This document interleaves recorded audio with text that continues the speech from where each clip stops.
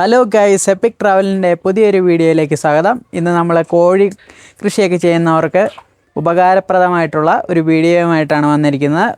അപ്പം ഇതിൻ്റെ കൂടുതൽ വിവരങ്ങൾ നമ്മുടെ മിഥുൻ പറയുന്നതാണ്. അപ്പോൾ ഗൈസ്, നമുക്ക് കഴിഞ്ഞ വീഡിയോയിൽ എന്തൊക്കെ ഇലകൾ കൊടുക്കാമെന്ന് നമ്മൾ പഠിച്ചായിരുന്നു. അപ്പോൾ ഇനി നമ്മൾ എന്തൊക്കെ ഇലകൾ കൊടുക്കാൻ പാടില്ല എന്നുള്ളതിനെക്കുറിച്ച് പഠിക്കാം. തക്കാളി, വഴുതനങ്ങ, മുളക്, ഇതിൻ്റെ 3 ഇലകളും വിഷയമാണ്. നൈറ്റ് ഷെയ്ഡ് കാറ്റഗറിയിൽ പെടുന്ന ഒരു സൈസ് സസ്യങ്ങളാണ് ഇവ. ഫൊളാനൈഫ് എന്ന് പറയുന്ന ഒരു തരം കെമിക്കൽ ഇതിൻ്റെ അകത്തുണ്ട്. അത് കോഴികൾക്ക് ഭയങ്കര നെഗറ്റീവായിട്ട് ഇമ്പാക്റ്റ് ചെയ്യും. സോ ഇതിൻ്റെ ഇലകളൊന്നും നിങ്ങൾ കോഴിക്കും കോഴിക്കുഞ്ഞുങ്ങളും കൊടുക്കാൻ പാടില്ല.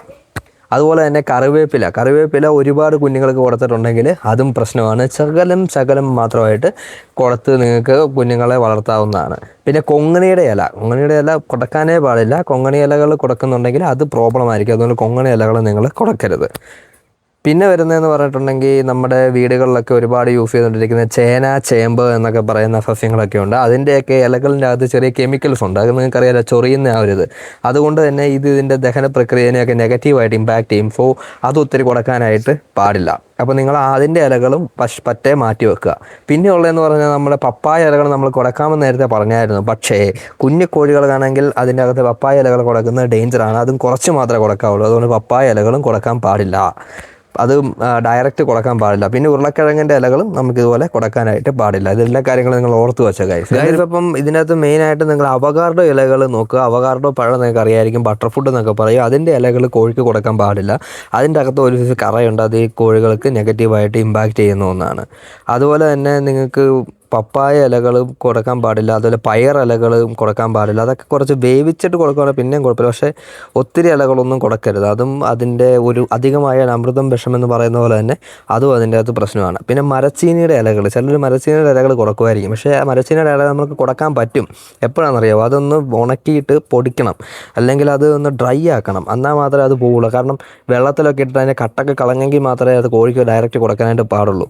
ഇനി മെയിനായിട്ട് നിങ്ങൾ ശ്രദ്ധിക്കേണ്ട കാര്യം, ഈ കോഴിക്ക് അത്ര ഇലകൾ കൊടുത്തിട്ടുണ്ടെങ്കിൽ അത് കൊടുക്കുമ്പോൾ ആ ഇലകൾ വളരെ ക്ലീൻ ആൻഡ് നീറ്റ് ആയിരിക്കണം. അതായത് പഴക്കമുള്ള ഇലകളിൽ പൂപ്പൽ വരും. അപ്പോൾ ഈ പൂപ്പൽ വന്നിട്ടുണ്ടെങ്കിൽ അത് ഇതിൻ്റെ ദഹന പ്രക്രിയനെയൊക്കെ ഇമ്പാക്റ്റ് ചെയ്തിട്ട് കോഴി പെട്ടെന്ന് ചത്തുപോകാൻ സാധ്യതയുണ്ട്. അപ്പോൾ അതുകൊണ്ട് നിങ്ങൾ ചെയ്യേണ്ടതെന്ന് പറഞ്ഞു കഴിഞ്ഞാൽ ഇലകളൊക്കെ ഭയങ്കര ക്ലിയർ ആൻഡ് ക്രിസ്റ്റൽ ക്ലിയർ ആക്കിയിട്ട് വേണം, വേവിച്ചൊക്കെ വേണം നിങ്ങൾ കൊടുക്കാനായിട്ട്. അതിൽ വിഷാംശമൊക്കെ ഉള്ളതാണോ എന്നൊക്കെ ചെക്ക് ചെയ്യുക. അപ്പം ഇത്ര ഇലകളാണ് കൊടുക്കാൻ മെയിനായിട്ടും പാടില്ലാത്തത്. ഞങ്ങൾ കൊടുക്കാൻ പറ്റുന്ന ഇലകൾ ഓൾറെഡി ഡിസ്കസ് ചെയ്തിട്ടുണ്ട്. ആ വീഡിയോ ഒന്ന് കയറി കണ്ടു നോക്ക്.